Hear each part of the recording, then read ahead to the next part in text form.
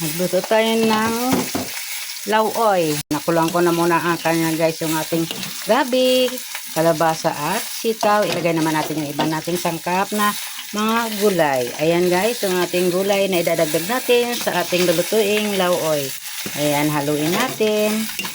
At maglalagay tayo ng asin. Ang ating ipanimpla dyan. Ayan, maglagay tayo ng asin. At haluin natin. Sabay pakuluan natin siya.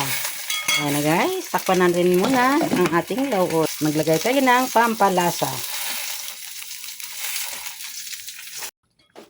Lagyan natin itong malunggay.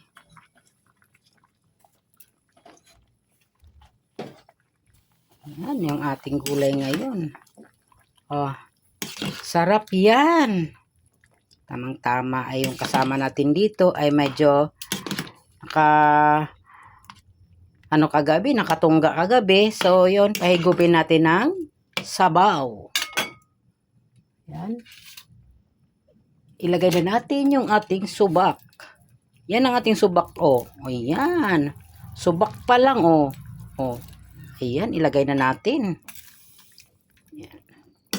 Ating subak. Naglagay na tayo ng sili dyan, kaya. Yan, guys, ha. Yan, yung ating lauoy. Sarap, maraming sabaw. No? Yan. Takpan natin uli. Ayan, kung kulo ni siya, luto na ang ating gulay na lauoy. Aha. Sarap ang ating ulam ngayon. Malapot-lapot dahil sa ating gabi.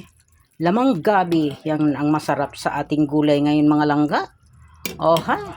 Oh, at nalagyan natin ng sariwang daing na bangus. Yan ang ating isinubak sa ating lauoy.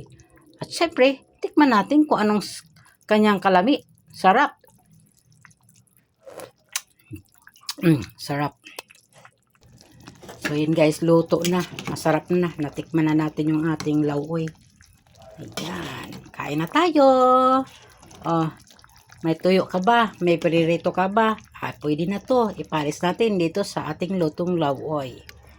Kain na tayo.